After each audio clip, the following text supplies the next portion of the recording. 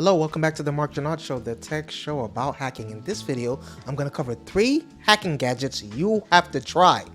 I don't think you've heard about these gadgets before. It's very interesting, so without further ado, let's get right into it. We're going dark. So there's 3. Let's start with 1. The HackCat Wi-Fi Nugget. What is it? Like the D-Stike on D-Author Watch, the Wi-Fi Nugget is an open source tool that tries to make the process of learning hacking fun and approachable. Designed by Hack5 hosts Cody Kinsey and Alex Lind, the device has a tiny OLED screen, some buttons, and the face of a cute cat in honor of a real cat called Nugget, adding up to a very approachable way to get into Wi-Fi hacking. It's cute and inviting, just like the, oh boy, what is this word? Tamagotchi and the Flipper Zero, which also apply the Tamagotchi aesthetic to a fun tool. What can it do? Essentially, it can cause trouble with Wi-Fi commands that play with the way networks and client devices authenticate each other. In that way, the Nugget shares a lot of common with the D-Stike watch and can even run a modified version of the same D-Author tool by Space Hun. But that's not the only attack you can try. There's also the probe attack, which plays with the initial call and response commands, or the beacon attack that lets you spoof an access point. Once you have mastered those, the folks at HackCat have built on Space Hun's original project to create a tool of detecting Wi-Fi attacks. The Wi-Fi Nugget is not the only tool the fine folks at HackCat have developed. On top of that, there is a USB Nugget, a similar shaped tool that allows you to deliver Ducky script payloads and more. This device is based on the ESP32S2, and if you are familiar with the USB rubber ducky, you may already be familiar with what you can do with it. How much of a threat is it? Like the D-Stike watch, the Wi-Fi Nugget is based on an ESP8266 microcontroller, making it fun, affordable tool for learning the ins and outs of Wi-Fi hacking. It is not, however, particularly powerful, which is fine. The ESP8266 only has 2.4 GHz Wi-Fi, and many newer routers have features that protect against deauthentication attacks, assuming they are enabled. But like the D-Stike watch, you can definitely cause some havoc, particularly to older networks and devices. Still, the goal of the Wi-Fi Nugget is not to create a powerful, all-encompassing tool like the Flipper or the Tamagotchi. It's better to think of the Nugget as a fun little buddy that fits on a bag or keychain. It's really just a tool for learning how to spoof Wi-Fi access points, learn about deauthentication attacks, and explore the possibilities of what simple microcontrollers can do. And it looks cute to boot. Number 2, the Hunter Cat is the bodyguard for your credit card. So what is it? The Hunter Cat is a small device powered by a coin battery and roughly the size of and dimensions of, you guessed it, a credit card. It's pretty simple. You swipe it into the vape, shape, or gas station ATM in question, check for one of 3 lights, and if you get a warning or dangerous light, then consider another location.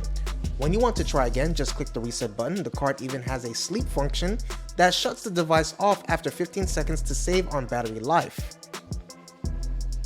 The Hunter Cat is produced by Electronic Cats and Salvador Mendoza and powered by a tiny Atmel SAM D11 ARM microcontroller. It works by detecting the number of magnetic heads in a given card reader. If everything's kosher, you'll see one magnetic head, the head the ATM uses to read your card. If the Hunter Cat sees multiple devices, it will give you a warning light to let you know something's off. Most likely, someone has added a second card reader on top of the ATM to steal your credit card information. What can it do? The Hunter Cat can ferret out malicious card skimmers hidden inside ATMs and save you the time and hassle of calling your bank. It should, however, be noted that at this time, the Hunter Cat cannot protect your NFC card data from being stolen, although they have also released a product called the Hunter Cat NFC. Wait a minute! While NFC skimming is a risk, tap cards tend to have better security features than the magnetic strip of the card. and so it's more of a hassle than just getting you at a gas station that way or stealing your info online. In addition to regular magnetic stripe skimmers, there are devices known as card shimmers.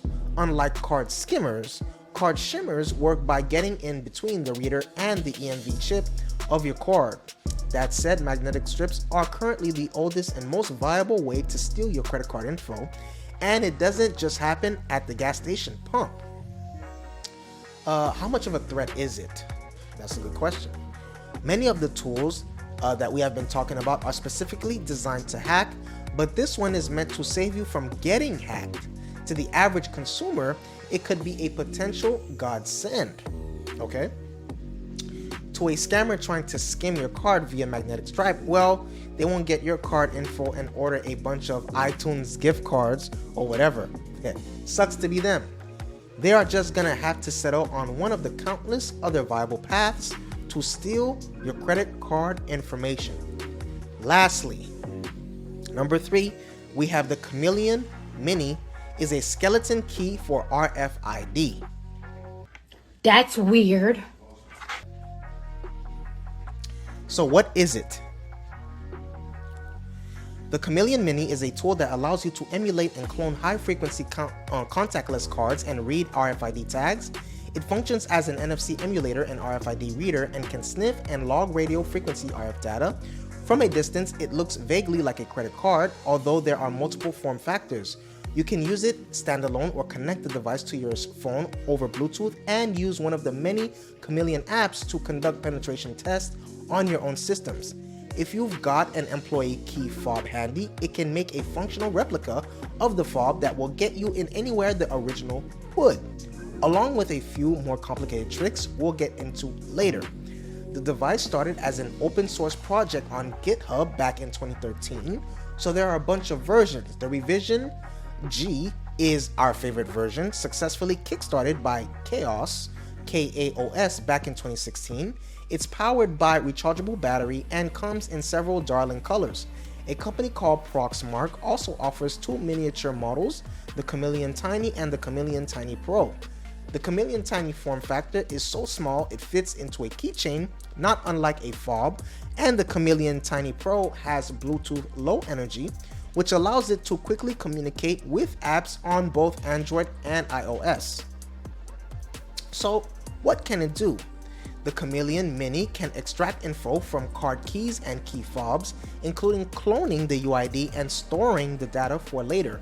Card keys are the most obvious use, but the tricks don't stop there. The Chameleon can also be used to attack RFID readers by executing an MF key 32 attack. You can also use it to sniff for keys and crack them, but it's worth noting that you have to be in fairly close range to make that work. Crucially, the Chameleon does not work on low-frequency RFID cards the way the Proxmark 3 and Flipper Zero can, but there are many cheap devices available online with that functionality if you really want to cover your bases. So how much of a threat is it? If your security system uses RF signals, this kind of attack is a significant threat. The Chameleon Mini is a less powerful tool than other devices in this category, like the Proxmark 3, by far the most popular, or the iCopy X, which is built on the Proxmark 3. But it's also simpler to use, inconspicuous, and can be used in tandem with those tools for a more efficient hack. There are even simpler tools out there on Amazon for less than $30, which can get you surprisingly far. What's more, there are tons of old legacy keycard systems out there that have not been updated to the latest tech out of either laziness or ignorance. As with most hacking, sometimes the simplest tool can be the most effective. RFID projects like this and the Proxmark 3 have been around for a while, and there's a lot of open source support for the device, thanks in large part to contributors like the prolific Iceman. The card supports emulation of multiple NFC chipsets, including a wide array of MIFARE cards and codecs. It can also be used to execute an MFKey32 attack and perform limited sniffing, cracking, and logging. Heck, you can even use it to clone amiibos, sort of inconsistently using a forked version of the firmware. So those are 3 gadgets. Did I miss anything? Do you have better ones? I want to know your opinion. Please hit the subscribe button. Please hit the notification bell. I love you. Stay safe. See you on the next video.